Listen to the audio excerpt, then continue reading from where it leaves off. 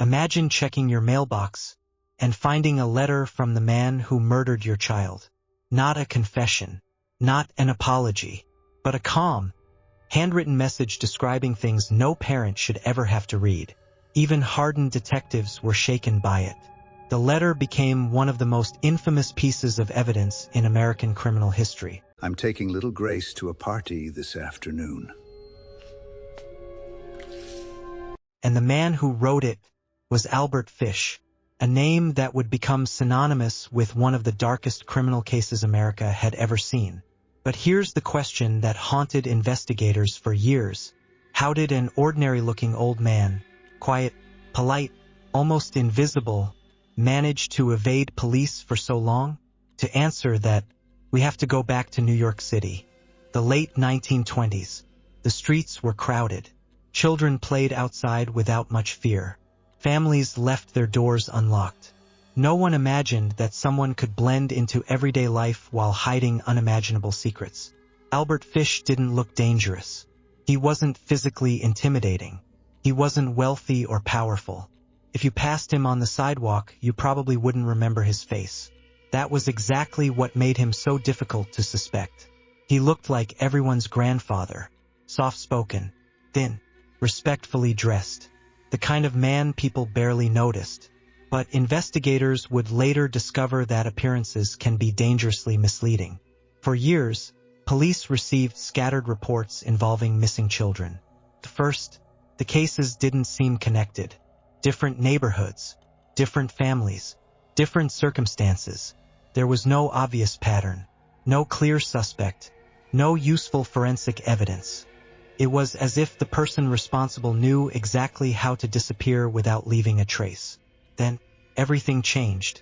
On a quiet Sunday afternoon in 1928, a 10-year-old girl named Grace Budd was introduced to an elderly man who called himself Frank Howard. He was polite, friendly. He spoke calmly with her parents and claimed he had a job opportunity for one of the family's older children. Nothing about the conversation seemed unusual. He appeared trustworthy. He smiled often. He thanked the family for their kindness. Before leaving, he casually asked if Grace could accompany him to a nearby birthday party while he finalized the details of the job. To the Budd family, it sounded harmless. They had no reason to believe this quiet, respectful stranger was lying. Grace happily put on her coat, waved goodbye, and walked out the front door beside him. It was the last time her family would ever see her alive. When Grace didn't return home, her parents contacted the police. The investigation began immediately. Officers searched neighborhoods, interviewed witnesses, checked train stations, followed every lead they could find. But the mysterious man calling himself Frank Howard had vanished. No fingerprints, no reliable address, no real identity, nothing. Days turned into weeks. Weeks became months. Months became years. The trail had gone completely cold. Detectives feared the case would remain unsolved forever. Until one ordinary morning, 6 years later, a single envelope arrived at the Budd family's home. Inside was a handwritten letter. The return address was fake. The signature meant nothing. But hidden within those pages was the first real clue that would finally expose the man the entire country had been searching for. And that clue would lead detectives to Albert Fish. For 6 long years, the Budd family had lived with one unbearable question. What happened to Grace? The police had exhausted every lead. Witnesses disappeared. Evidence dried up. And eventually, the case was pushed into a growing stack of unsolved investigations. It seemed like the mystery would never be solved. Then, on a cold November morning in 1934, everything changed. The Budd family received a plain white envelope. No warning, no explanation, just a handwritten letter from someone claiming to know exactly what had happened to Grace. When detectives read the first few lines, the room fell silent. This wasn't a prank. Whoever wrote it knew details that had never been released to the public. Details that only one person could possibly know. The writer never directly gave his real name. Instead, he hid behind a calm, almost ordinary tone. as if he were writing to an old friend. That was what disturbed investigators the most. There was no panic, no guilt, no fear, just a chilling confidence. For the first time in 6 years, the police finally had something real. But there was one problem. The letter had been mailed anonymously. No fingerprints, no obvious clues, nothing that pointed to a suspect, or so it seemed. One detective refused to give up. Instead of focusing on the words, he studied the envelope itself, the paper, the stamp, the postmark, even the tiny imperfections in the handwriting. Then he noticed something almost everyone else had missed. The envelope had originally belonged to a private organization before being reused. That tiny detail became the first crack in the mystery. Detectives traced the source of the stationery. It eventually led them to a boarding house in New York. They questioned the owner. Most tenants remembered nothing unusual, except for one, an elderly man, quiet, polite, always keeping to himself. He had recently checked out, leaving almost no trace behind. But he had left one thing, a name, Albert Fish. For detectives, it wasn't enough. They needed proof, so they dug deeper.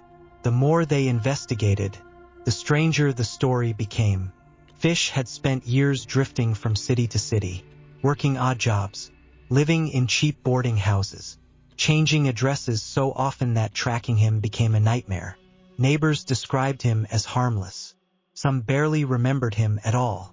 Others said he was painfully quiet, the kind of man who never drew attention. But investigators knew something terrifying. The most dangerous people often attract the least suspicion. As police pieced together his movements, they realized something that sent chills through the entire investigation. Albert Fish had been incredibly close, closer than anyone had ever imagined. For years, he had quietly walked through the same streets, ridden the same trains, passed the same police officers, all while carrying a secret that no one could see. The hunt was almost over. The detectives finally knew his name. They finally knew where to look. But one question still remained. When they knocked on Albert Fish's door, who would answer? The harmless old man everyone described, or the man behind one of America's most haunting criminal cases? The detectives didn't know what to expect. For years, Albert Fish had been nothing more than a name, a ghost, a man who seemed to exist only in scattered memories and a single horrifying letter. Now, they were standing outside his door. When it finally opened, there was no attempt to run, no sign of panic. Standing before them was a thin, elderly man with gray hair, wearing a simple suit, calmly asking what they wanted. He looked exactly like the kind of person no one would ever suspect. Inside his small room, everything appeared ordinary. A bed, a few personal belongings, stacks of papers. Nothing looked like the home of the man detectives had spent years searching for. But appearances had fooled people before. As investigators questioned him, they noticed something unsettling. Fish remained strangely calm. His voice barely changed. He answered questions politely. Sometimes he even smiled. Experienced detectives later said that his lack of emotion was one of the most disturbing things about the interview. As the evidence against him grew, his carefully built image began to collapse. The mysterious letter, his movements, witness accounts, and the timeline of the investigation all pointed in the same direction. Eventually, Albert Fish admitted his involvement in Grace Budd's disappearance. The case that had haunted New York for 6 years was finally solved. News spread across the country almost overnight. Newspapers filled their front pages with the story. People struggled to understand how one quiet old man had managed to hide in plain sight for so long. For many Americans, the greatest shock wasn't simply the crime itself. It was the realization that evil doesn't always announce itself. Sometimes, it wears ordinary clothes, speaks softly, it earns your trust. And that's exactly what made Albert Fish so difficult to recognize. His trial attracted enormous public attention. Psychiatrists examined him extensively, trying to understand the mind of a man whose actions had stunned investigators and the public alike.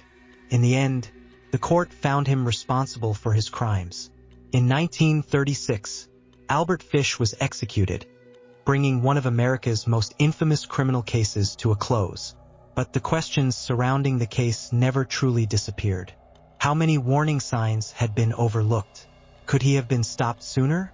Would history have been different if someone had recognized the danger hiding behind such an ordinary face? Nearly a century later, the name Albert Fish still appears in books, documentaries, and true crime discussions around the world. Not because people celebrate what he did, but because his case forever changed how investigators thought about missing person cases and the importance of following even the smallest clue. Sometimes, a forgotten envelope, a tiny piece of stationery, or a detail everyone else ignores, can become the key to solving an impossible mystery. And perhaps that's the most haunting lesson of this story. The world's most dangerous people don't always look dangerous. Sometimes, they blend into the crowd so perfectly that no one notices them until it's far too late. If you enjoyed this deep dive into one of history's most infamous criminal investigations, subscribe for more true crime stories based on real cases. Because the next case may be even more unbelievable than this one. Thanks for watching. Like and subscribe us.